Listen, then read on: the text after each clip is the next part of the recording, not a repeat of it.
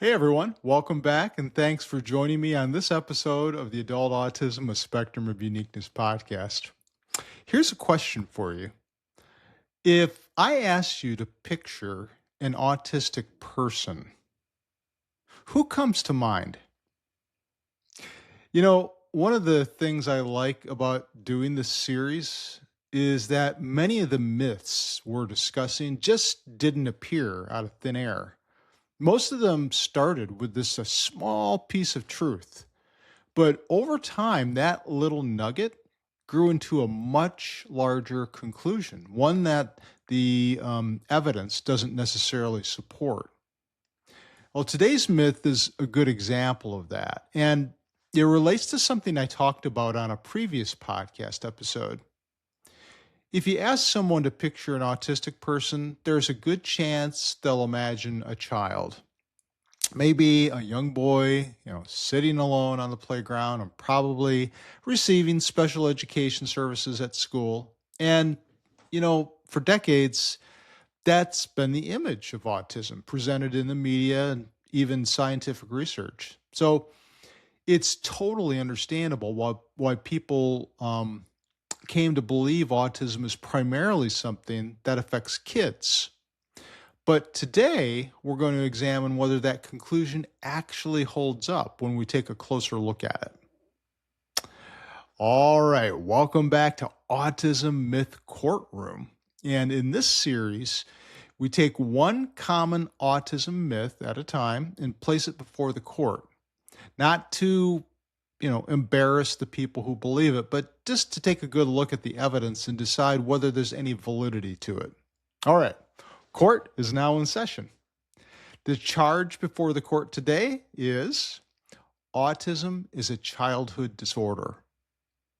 It's a belief that has shaped how autism has been understood for decades. And as we'll see today, it's also shaped who gets identified and sometimes who doesn't. So let's begin by hearing the prosecution's case.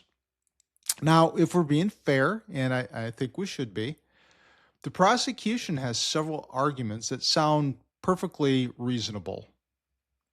Ladies and gentlemen of the court, autism was first described in children. Most of the early autism research focused almost exclusively on children. I mean, pediatricians were usually the ones diagnosing autism. Schools started helping identifying autistic students. Public awareness campaigns almost always featured children. Even today, if you look at fundraising campaigns, TV programs or many books about autism, children are still front and center.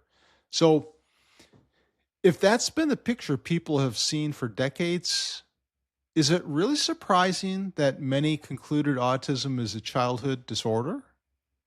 And if autism truly lasts a lifetime, then why have we heard so much about autistic children and comparatively so little about autistic adults?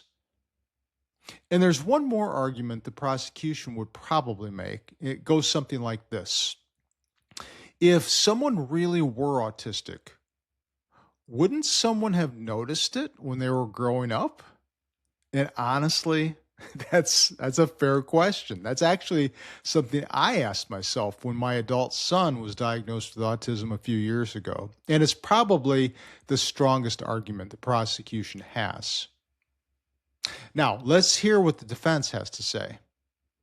The defense actually agrees with one important point. Autism does begin in childhood. There's no disagreement there. The disagreement begins with what comes next, because beginning in childhood isn't the same thing as ending in childhood. Think about it this way. Imagine something or someone tells you they have asthma. You probably wouldn't respond by saying, "Really? I thought asthma was something children had." Or imagine someone tells you they have cerebral palsy. You wouldn't assume the condition disappeared when they graduated from high school. I mean, those conditions begin early in life. They continue into adulthood. Autism is no different. It's a developmental condition. That tells us when it begins. It doesn't tell us when it ends. Somewhere along the way, I think many people substituted one phrase for another. And what I mean is that developmental disorder somehow became childhood disorder. And those aren't the same thing. I mean, children grow up, that includes autistic kids. The autism doesn't just stay behind in elementary school or when they graduate, kids graduate from high school. It comes with them in middle school and high school and in the workplace and so on and so forth throughout their life. And so the setting and expectations change, but autism doesn't suddenly disappear because someone turned 18. Okay, I'd like to call the court's first witness, not a person, but an idea. And that witness is adulthood itself. One of the patterns I've noticed over the years when talking with adults who are diagnosed later in life is that very few of them describe suddenly, developing autistic characteristics in their 30s or their 40s. They talk about looking backward and suddenly remembering why birthday parties felt overwhelming, or why sleepovers or remember those group projects at school, how they were so stressful. Why everyone else appeared to understand social rules that somehow never came naturally to them. And it's not like an autism diagnosis created those memories. It just gave them a different way of understanding them. That's a really important distinction. And one of the reasons those memories become so important is because autism doesn't always look the same at every stage of life. The underlying characteristics are still there, but things change throughout life, like the demands that are placed on the person or the types of people they encounter in different situations. And so an autistic child who struggles during recess may grow into an autistic adult who struggles during office meetings. The child who memorized dinosaur facts may become the engineer who can explain every detail of a complex system. The teenager who felt exhausted after spending all day around classmates may become the adult who comes home from work completely drained after trying to navigate conversations and unwritten workplace expectations. See how the settings and situations change, but the autism doesn't? In fact, adulthood often introduces entirely new challenges. I mean, nobody teaches you how to navigate office politics or how to balance work and friends and sensory needs and everyday responsibilities all at once. Many autistic adults discover that the very strategies that help them get through school don't work as well once the structure disappears. Now, for some people, that's when they begin asking questions. Why does everything seem harder for me than for everyone else? And, sometimes those questions reveal patterns that had been hidden for years. I remember one autistic person telling me they really struggled with the fact that neither they nor their parents had any clue they were autistic. The person struggled socially. They had trouble regulating their emotions. They got angry really fast and intently. Their parents took them to therapists, but because there wasn't much known about autism back then, especially how it presents in girls, no one recognized what was really going on. And they continued struggling well into adulthood until they were finally diagnosed. And for the first time, they had an answer as to why life had always seemed so much harder than it appeared to be for everyone else. All right, now let's address the prosecution's strongest argument. If someone were really autistic, wouldn't someone have noticed? Well, sometimes they did, but not in the way you might think. And here's what I mean. Instead of recognizing autism, parents and teachers, coaches probably notice pieces of it, like they noticed the child who was shy or too sensitive or really into facts about certain things, and even gifted, but, you know, socially awkward. Maybe they were viewed as quirky. And if you're listening to this, maybe people used to refer to you as quirky. So people may have gotten different impressions of an autistic child, but um, either didn't have access to all the pieces to understand what was really going on, or didn't have the time or awareness to do anything with them. And we have to remember something else. The way we understand autism today is very different from the way we understood it, 30 or 40 years ago. For many years, autism was viewed through a much narrower lens, and the diagnostic criteria were more restrictive in the past. Many clinicians, and I'm raising my hand here, received very little training in recognizing autism in people without significant language delays or intellectual disability. And of course, girls and women were frequently overlooked for many years. And some people, both men and women, developed really good strategies to camouflage or mask their autistic characteristics so they wouldn't experience the stigma or the re-traumatization they may have experienced when they were much younger.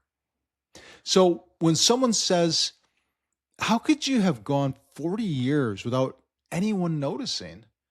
Well, a better question might be, how could someone have been recognized when many professionals weren't yet looking for the presentation they actually had? And those are two very different questions, and they lead to very different conclusions.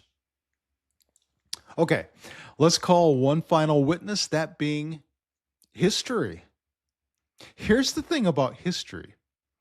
It reminds us that medical understanding evolves. There was a time when ulcers were blamed almost entirely on stress before researchers discovered the role bacteria could play. And there was a time when left-handed children were encouraged to write with their right hand because left-handedness was viewed as something that needed to be corrected. So all fields, medicine, psychology, science, education, they all learn. And one of the important things we've learned is recognizing adults who were always autistic, but whose experiences didn't match that narrower picture of autism only being a childhood disorder that existed decades ago. History, it reminds us that science doesn't stand still. What professionals believed 30 or 40 years ago isn't always what we believe today, because research keeps moving forward. That's exactly what's happened with autism. All right, the court has heard the evidence. The prosecution pointed out that autism is usually identified in childhood. They showed that much of the research, public awareness, and diagnostic systems have historically focused on children. Those facts are true, but the defense reminded us of something equally important. Autism begins in childhood, but it doesn't stay there. Autistic children grow up and continue experiencing challenges in some form or fashion in adulthood. So the court therefore finds that the statement, autism is a childhood disorder, that's misleading. A more accurate statement, I think, would be something like this. Autism is a lifelong developmental condition that begins in childhood and continues throughout adulthood. Now, sometimes it's recognized early, but in many cases it isn't recognized until much later. The timing of the diagnosis doesn't determine whether someone is autistic. The only thing it determines is when they finally have an explanation. Okay, so the verdict, the myth that autism is only a childhood disorder, that's dismissed. The timing of the diagnosis doesn't determine whether someone is autistic. It only determines when they finally have an explanation for why so many experiences throughout their life suddenly make sense. Okay, before we adjourn, I'd like to leave you with one final thought. If you were diagnosed as an adult, you may occasionally hear someone say, "You can't be autistic. Someone would have noticed." Actually, it's possible that you might tell yourself this. I've had clients that have done that.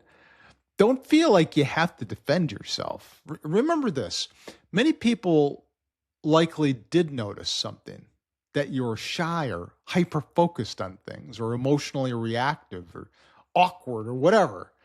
What many people didn't recognize was that all of those observations might have been connected. And for many autistic folks, that's one of the most meaningful parts of finally going through a psychological evaluation and receiving a diagnosis. It finally gives a name to experiences they've carried throughout their entire lives. Okay, just a reminder that I currently have some additional evaluation appointments available in my private practice. And as a thank you to listeners of the podcast, I'm offering a special evaluation rate through July 15th, 2026. And if you've been considering a psychological evaluation to formally confirm an autism diagnosis and you want information about the process, just shoot me an email at chris@chrisquarto.com and mention the podcast, and I'd be happy to answer any questions you have. That email address again, chris@chrisquarto.com. And I'll see you next time for another session of Autism Myth Courtroom. And don't forget, your uniqueness is awesome.